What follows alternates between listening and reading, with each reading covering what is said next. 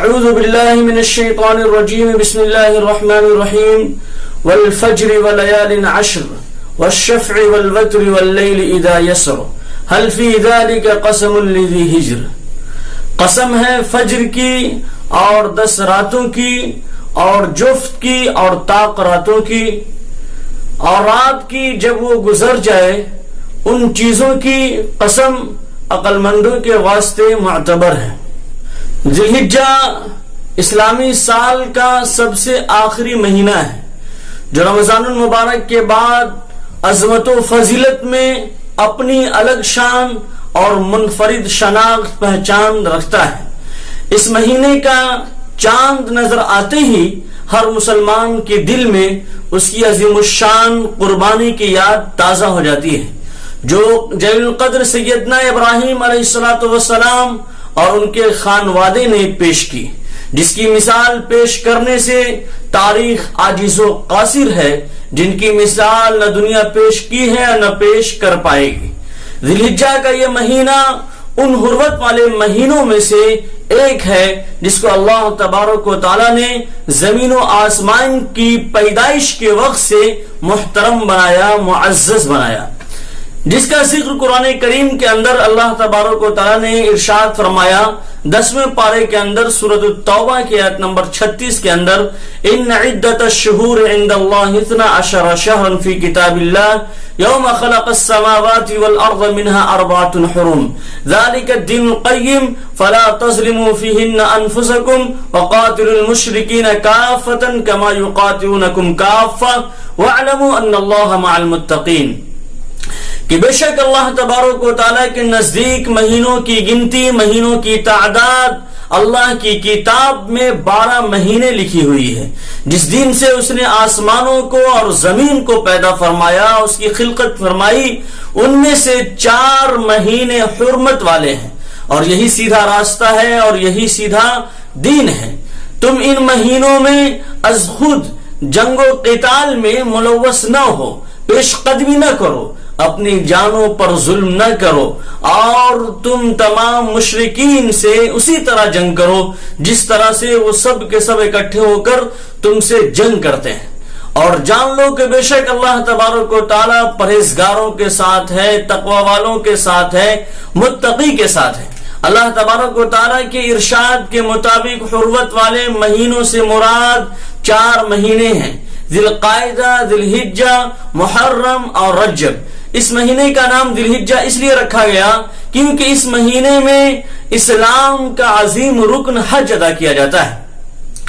ذی الحجہ کے مہینے کو اللہ تبارک و تعالی نے ایک عجیب خصوصیت اور فضیلت بخشی ہے، بلکہ اگر غور کریں تو آپ کو معلوم ہوگا کہ فضیلت کا یہ سلسلہ رمضان المبارک سے شروع ہو رہا ہے. اللہ تبارک و تعالی عبادتوں کے درمیان عجیب و غریب ترتیب رکھی ہے.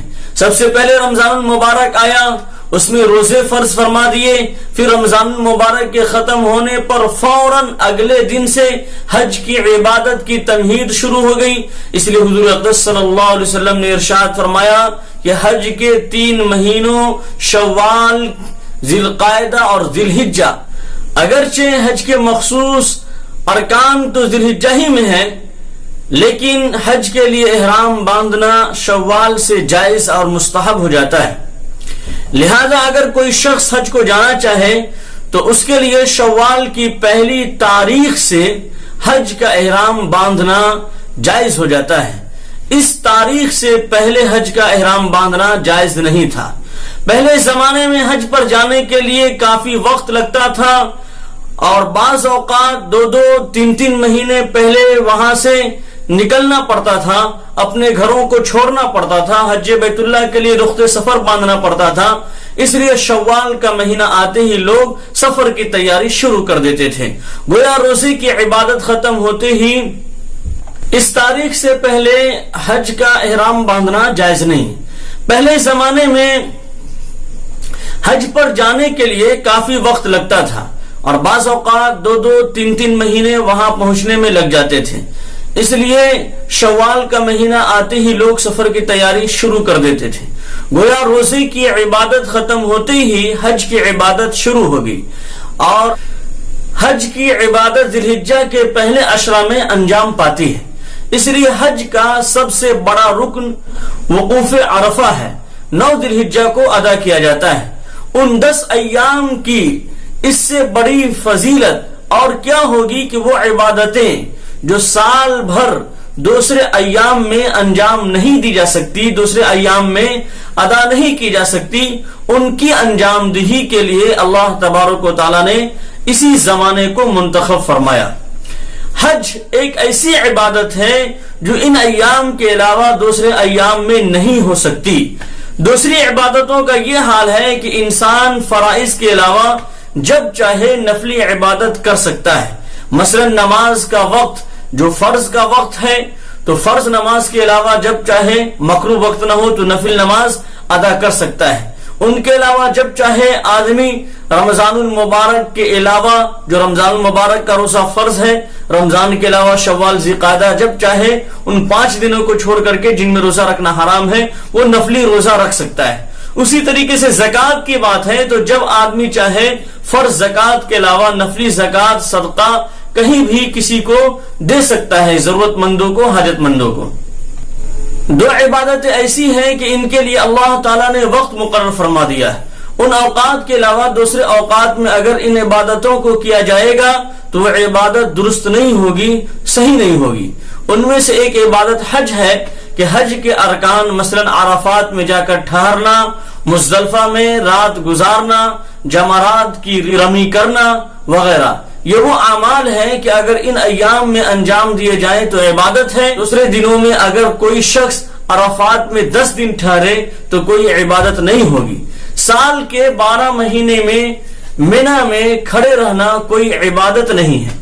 اسی طریقے سے سال کے دوسرے ایام میں کوئی شخص جا کر جمرات پر کنکریاں مار دے تو یہ کوئی عبادت نہیں ہے۔ غرض حج جیسی اہم عبادت کے لیے اللہ تعالیٰ نے اسی مہینے کو مقرر فرمایا۔ اگر بیت اللہ کا حج ان ایام میں انجام دیا جائے گا تو عبادت ہوگی اور اس پر اجر و ثواب ملے گا، ورنہ نہیں ملے گا۔ دوسری عبادت قربانی ہے۔ قربانی کے لیے اللہ تبارک و تعالیٰ نے ذی الحجہ کے 3 دن یعنی 10، 11، 12 تاریخ مقرر فرمائی ہے۔ ان ایام کے علاوہ اگر کوئی شخص قربانی کی عبادت کرنا چاہے تو نہیں کر سکتا، البتہ اگر کوئی شخص صدقہ کرنا چاہے بکرا ذبح کر کر کے اس کا گوشت غریب غربا میں تقسیم کرنا چاہے تو کر سکتا ہے، اس کا ثواب ملے گا، لیکن قربانی کا ثواب نہیں ملے گا۔ یہ قربانی کی عبادت ان 3 دنوں کے سوا کسی اور دنوں میں نہیں ہے۔ ذی الحجہ کے مہینے میں سب سے زیادہ اہمیت اور فضیلت اس کی ابتدائی 10 دنوں میں ہے۔ اللہ تبارک و تعالیٰ کا ارشاد ہے والفجر ولیال عشر، سورۃ الفجر کی آیت نمبر 1 اور 2 کہ قسم ہے فجر اور 10 راتوں کی۔ مشہور مفسر امام بغوی رحمت اللہ علیہ اپنی تفسیر معالم التنزیل میں بحوالہ عبداللہ بن عباس رضی اللہ تعالیٰ عنہما نقل فرماتے ہیں کہ ولیال عشر سے مراد ذی الحجہ کے ابتدائی 10 دن ہیں، اور یہی قول مجاہد، قتادہ، ضحاک رحمہم اللہ کا ہے۔ دوسری جگہ اللہ تعالیٰ کا فرمان ہے وَيَذْكُرُ اسْمَ اللَّهِ فِي أَيَّامٍ مَعْلُومَاتٍ، اور معلوم مشہور دنوں میں اللہ تبارک و تعالیٰ کو یاد کریں، اللہ تعالیٰ کا نام لیں۔ ہم بخاری رحمت اللہ علیہ نے بحوالہ عبداللہ بن عباس رضی اللہ تعالیٰ عنہما نقل فرمایا کہ ان معلوم دنوں سے مراد ذی الحجہ کے ابتدائی 10 دن ہیں۔ فرمان نبی صلی اللہ علیہ وسلم ہے ما من ایام العمل الصالح فیہن احب الی اللہ من ایام العشر فقالوا یا رسول اللہ ولا الجہاد فی سبیل اللہ فقال رسول اللہ صلی اللہ علیہ وسلم ولا الجہاد فی سبیل اللہ الا رجل خرج بنفسه وماله فلم يرجع من ذلك بشيء، کہ ذی الحجہ کے ان 10 دنوں سے بہتر ایسا کوئی دن نہیں ہے جس میں نیک عمل اللہ تبارک و تعالیٰ کے نزدیک محبوب ہو۔ صحابہ نے پوچھا یا رسول اللہ کیا جہاد فی سبیل اللہ بھی نہیں ہے؟ آپ صلی اللہ علیہ وسلم نے فرمایا کہ جہاد فی سبیل اللہ بھی نہیں ہے، ہاں مگر وہ شخص جو اپنی جان مال کے ساتھ راہ جہاد میں نکلے اور کچھ واپس لے کر نہ لوٹے، یعنی اپنی جان و مال اسی راہ میں قربان کر دے۔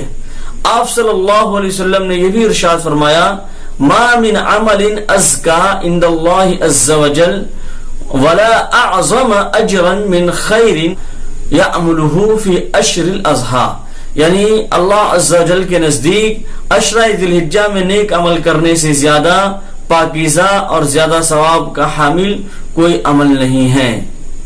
علماء کرام کا اس بارے میں اختلاف ہے کہ ذی الحجہ کے ابتدائی 10 دن افضل ہیں یا رمضان المبارک کے آخری 10 دن افضل ہیں۔ چنانچہ بعض علماء نے عشرہ ذی الحجہ کو افضل مانا اور کچھ اہل علم نے رمضان شریف کے آخری عشرے کو افضل بتایا ہے۔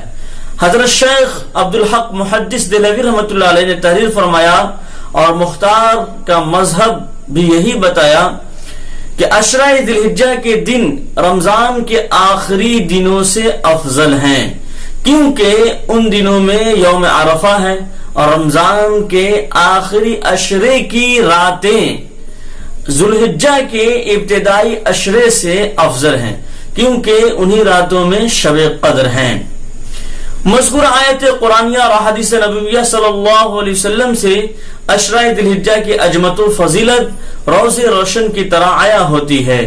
اسی بنا پر علماء محققین فرماتے ہیں کہ عشرہ ذی الحجہ کے ایام مجموعی طور پر افضل اور بہتر ہیں، اس لیے اس میں بہت سی بنیادی عبادتیں اکٹھا ہو جاتی ہیں، جیسے نماز، روزہ، صدقہ اور حج وغیرہ۔ یہ ان کے علاوہ کسی اور دنوں میں جمع نہیں ہوتی، اس لیے اللہ تبارک و تعالیٰ کے نیک بندے ان 10 دنوں میں زیادہ نیکیاں کر کے آخرت میں جمع کرتے ہیں۔ امام دارمی رحمۃ اللہ علیہ حضرت سعید بن جبیر رحمہ اللہ سے نقل کرتے ہیں کہ جب عشرہ ذی الحجہ داخل ہو جاتا تو سعید بن جبیر اطاعت میں ہمتاً مشغول ہو جاتے اور بھرپور انہماک کے ساتھ عبادت کرتے۔ عشرہ ذی الحجہ کے فضائل میں سے ایک بات یہ بھی ہے کہ اس کا 9واں دن یعنی یوم عرفہ یہ وہی دن ہے جس میں اللہ تبارک و تعالی نے دین اسلام کو مکمل فرمایا اور اہل اسلام پر اپنی نعمت کو پورا فرمایا، یعنی یہ وہ عظیم دن ہے جس میں اللہ تبارک و تعالی کثرت سے گناہگاروں کو جہنم سے نجات دیتے ہیں۔ اس لیے ہر مسلمان کو حتی الامکان عشرہ ذی الحجہ کی قدر کرنی چاہیے۔ اس عشرہ کے ہر دن کا روزہ سال بھر کے روزوں کے برابر ہے اور اس کی ہر رات کی نفل شب قدر کے نوافل کے برابر ہے۔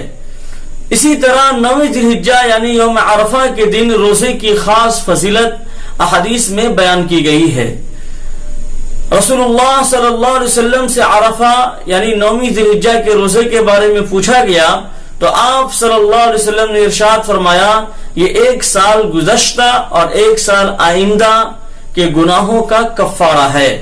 یوم عرفہ کے دن کی عظمت کو بیان کرتے ہوئے آپ صلی اللہ علیہ وسلم نے ارشاد فرمایا کہ کوئی دن ایسا نہیں جس میں اللہ تعالی عرفہ یعنی 9 ذی الحجہ کے دن زیادہ بندوں کو جہنم سے نجات دیتے ہوں۔ اللہ تعالی عرفہ کے دن بندوں کے سب سے قریب ہوتے ہیں، پھر فخر کے طور پر فرشتوں سے فرماتے ہیں کہ یہ بندے کیا چاہتے ہیں۔ بہرحال عشرہ ذی الحجہ میں روزے رکھنے کی خاص فضیلت ہے۔ نبی کریم صلی اللہ علیہ وسلم نے ارشاد فرمایا، بالخصوص 9 ذی الحجہ یعنی عرفہ کے دن کا روزہ رکھنا بہت ہی موجب اجر و ثواب ہوگا۔ عشرہ ذی الحجہ میں روزے 9 ذی الحجہ ہی تک رکھے جا سکتے ہیں، باقی 10 کو عید ہوتی ہے جس میں روزہ رکھنا جائز نہیں ہے۔ اسی طرح 11، 12، 13 ذی الحجہ جو ایام تشریق کہلاتے ہیں اس میں بھی روزہ رکھنا جائز نہیں ہے۔ سال میں کل 5 دن ایسے ہیں جس میں روزے رکھنے سے منع کیا گیا ہے۔ نمبر 1 عید الفطر اور نمبر 2 عید الاضحیٰ۔ اس کے بعد کے 3 دن ہیں یعنی ایام تشریق 11، 12، 13۔ ذی الحجہ کی ان ایام میں ایک عمل تکبیر تشریق کا بھی ہے۔ یہ تکبیر 9 ذی الحجہ کی فجر سے 13 ذی الحجہ کے عصر تک، اور یہ نماز کو آپ شمار کریں گے تو 23 نمازیں ہوتی ہے، اور عید کی نماز کو ملا دیں گے تو 24 نمازیں ہوتی ہے۔ اس تکبیر کا پڑھنا واجب ہے۔ مرد حضرات جماعت کی نماز کی ادائیگی کے بعد ایک مرتبہ فوراً بلند آواز سے یہ تکبیر کہیں گے، جبکہ منفرد شخص اور عورتیں اس کو آہستہ پڑھیں گے۔ تکبیر تشریق پڑھنے کا حکم شہر والوں کے لیے بھی ہے، گاؤں والوں کے لیے بھی ہے، مردوں کے لیے بھی ہے، عورتوں کے لیے بھی ہے۔ جو قربانی کر رہے ہیں ان کے لیے بھی ہے، اور جو قربانی نہیں کر رہے ہیں ان کے لیے بھی ہے۔ اگر امام اس تکبیر کو کہنا بھول جائے تو مقتدی کی ذمہ داری ہے کہ بآواز بلند پڑھ دے تاکہ امام صاحب کی بھی یاد دہانی ہو جائے۔ اگر تکبیر کہنا بھول جائے تو اس کی قضا نہ کی جائے، کیونکہ اس کی قضا شریعت کے اندر موجود نہیں ہے۔ حدیث شریف میں ہے، ما من ایام اعظم عند اللہ ولا احب الیہ العمل فیہن من هذه الایام العشر فاکثروا فیہن من التہلیل والتکبیر والتحمید۔ تکبیر تشریق کے الفاظ یہ ہیں: اللہ اکبر، اللہ اکبر، لا الہ الا اللہ، واللہ اکبر، اللہ اکبر وللہ الحمد۔ عشرہ ذی الحجہ کے شروع ہوتے ہی پہلا حکم یہ ہے کہ بال اور ناخن نہ کاٹیں ان لوگوں کے لیے جو قربانی کرنا چاہتے ہیں۔